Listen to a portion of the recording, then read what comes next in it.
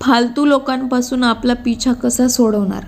फालतूचे लोक म्हणजे इथे या अर्थाने की जे लोक नको आहेत तरीही तुमच्या आयुष्यात तुम्हाला जबरदस्तीने चिटकून राहतात, जे लोक नको असतानाही तुम्हाला पावला पावलावर सल्ले देत राहतात, नेहमी तुमच्या कानात निगेटिव्ह नकारात्मक गोष्टी भरत असतात, तुमचा वेळ खराब करत असतात, तुमच्यासमोर इतरांची आणि इतरांसमोर तुमची कायम निंदा करत असतात, तुमच्यावर जळतात आणि तरीही तुमची काळजी करण्याचा दिखावा करतात, पण त्यांना तुमची काळजी अजिबात नसते.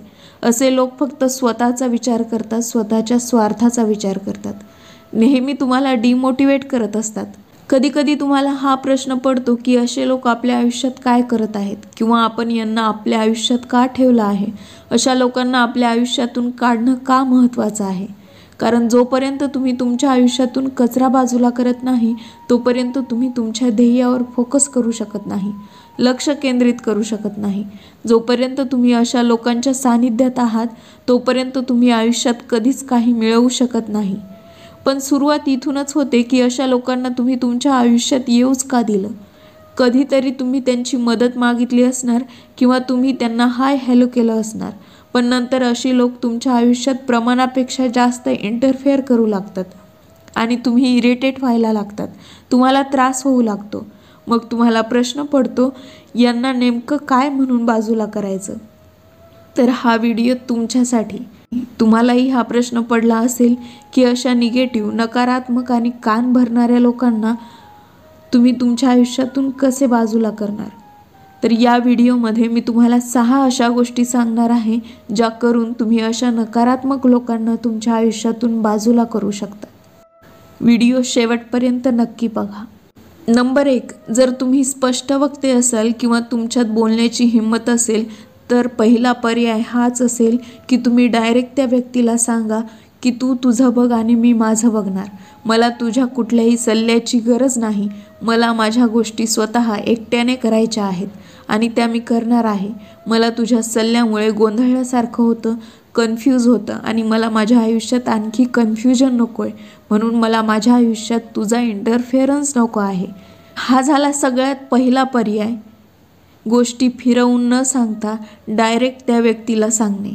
माझ्या आयुष्यात ढवळाढवळ करणं बंद कर. बऱ्याच लोकांना स्पष्ट वक्तेपणा जमत नाही, म्हणून यापुढचे पर्याय त्यांच्यासाठी.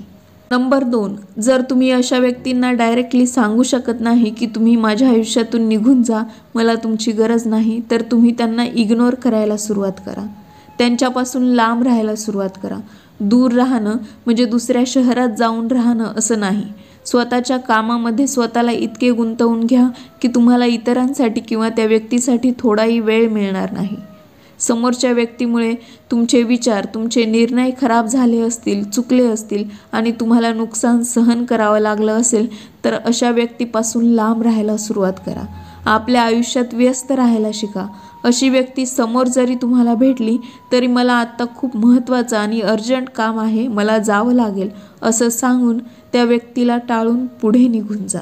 नंबर 3, हा पर्याय त्या लोकांसाठी जे लोक त्या समोरच्या व्यक्तीला हे सांगू शकत नाही की तू माझ्या आयुष्यातून निघून जा आणि त्या व्यक्तीपासून लांबही राहू शकत नाहीत. ते त्यांच्यात अडकून पडले आहेत, त्यांच्यासोबत राहणं त्यांची मजबुरी झाली आहे. मग असे लोक तुमच्या नात्यांमध्ये, मैत्रीमध्ये किंवा तुमच्या आजूबाजूला ऑफिसमध्ये असतात आणि तुम्ही त्यांच्यात असे अडकून पडला आहात की त्यांना बाजूलाही करता येत नाही आणि त्यांच्यापासून लांबही राहता येत नाही. तर तुमच्यासाठी हा 3रा पर्याय. तुम्ही अशा लोकांना भाव देणं बंद करा. आता भाव देणं बंद करायचं म्हणजे नेमकं काय करायचं? तर असे लोक कितीही ज्ञान सांगत असले तरी त्यांचं बोलणं एका कानाने ऐकायचं आणि दुसऱ्या कानाने सोडून द्यायचं. त्यांच्या बोलण्यावर काहीही रिॲक्शन, प्रतिक्रिया द्यायची नाही. तुमचं स्वतःचा वेळ इतका स्वस्त बनवू नका की कोणीही त्याची व्यर्थ बिनाकामाची बडबड तुम्हाला ऐकवत बसेल.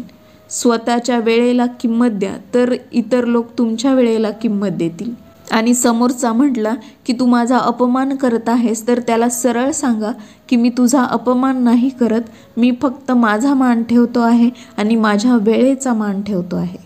नंबर 4, काही लोकांना सवय असते दिवसभरात हजारो तक्रारी ते करतात. अशा लोकांना क्षणाक्षणाला सगळ्याच गोष्टीत तक्रार असते. असे लोक कायम तक्रार करत असतात आणि तुम्ही ते तक्रार कायम ऐकून घेत असतात. तुम्ही त्यांच्या तक्रारी ऐकून घेतात म्हणून ते सांगत सुटतात. आज ऑफिसमध्ये लाईटच गेली, ट्रॅफिकमध्ये कसं 2 तास अडकलो, घरी गेल्यानंतर जेवणच कसं उशिरा मिळालं. अशा छोट्या छोट्या तक्रारी हे लोक करत असतात आणि असे तक्रार करणारे लोक तुमच्यासाठी जास्त घातक असतात. सगळ्यांसाठीच असे लोक जास्त घातक असतात, कारण ते स्वतःचा वेळ तर खराब करतात आणि तक्रारी करून इतरांचाही वेळ खराब करतात. ह्या लोकांना जसे आहेत तसे त्यांच्या परिस्थितीवर सोडून द्या. तुम्ही बहिरे व्हा आणि मुकेही व्हा. त्यांचं काहीही ऐकून घेऊ नका आणि त्यांना सल्ले देण्याच्या भानगडीत पडू नका. तुम्ही तुमची एक तक्रार त्यांना सांगून बघा, त्यांच्याकडे हजारो सोल्युशन्स मिळतील तुमच्यासाठी, पण त्यांना स्वतःच्या तक्रारीवर कधीच सोल्युशन सापडणार नाही. आणि अशा लोकांना सल्ले देण्याच्या भानगडीत पडू नका, कारण विषारी सापासारखे ते तुम्हालाच डंख मारतील. म्हणून अशा विषारी लोकांपासून लांब राहा. स्वतःला त्यांच्यासाठी बहिरे आणि मुके बनवा. नंबर 5, हा पर्याय त्या लोकांसाठी जे लोक क्षणाक्षणाला येऊन तुमच्यासमोर त्यांच्या अडचणी सांगत बसतात आणि 1-2 वेळेस नाही, दिवसातून नेहमी ते तुमच्याकडे येतात आणि अडचणी सांगायला सुरुवात करतात. आता तुम्हाला माहीत आहे समोरचा व्यक्ती येणार आहे आणि त्याच्या अडचणी सांगून तुम्हाला पकवणार आहे, तुमचा वेळ खराब करणार आहे. अशा वेळेस तुम्ही स्वतः बोलणं अगोदर सुरू करा. समोरच्या व्यक्तीला बोलण्याची संधीच देऊ नका.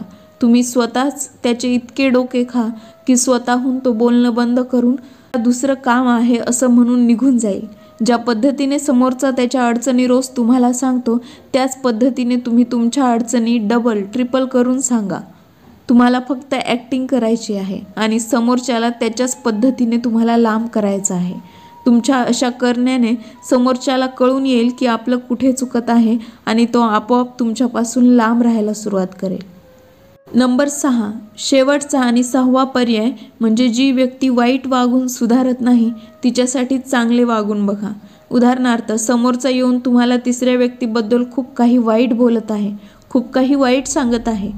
तुम्ही अगदी याच्या उलट करा. त्या तिसऱ्या व्यक्तीबद्दल त्याच्यासमोर इतकं कौतुक करा की नाही, त्याने जे केलं ते बरोबरच आहे आणि तो योग्यच करत आहे. अशा लोकांसमोर समोरच्याची इतकी प्रशंसा करा, जेवढे ते वाईट बोलतात तेवढे तुम्ही चांगलं बोला, तेवढी जास्त प्रशंसा करा, कौतुक करा.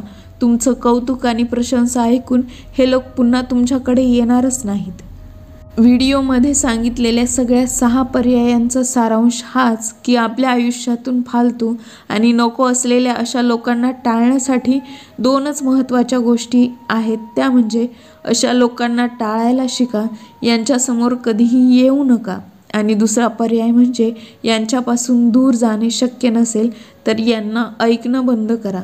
त्यांच्या बोलण्यावर प्रतिक्रिया देणं बंद करा. त्यांचं बोलणं एका कानाने ऐकून दुसऱ्या कानाने सोडून द्या. आणि शक्य असेल तेवढं अशा लोकांना आपल्या आयुष्यातून कायमच दूर ठेवत चला. व्हिडिओ आवडला असेल तर लाईक आणि शेअर करायला विसरू नका आणि चॅनलला सबस्क्राईब करायला विसरू नका.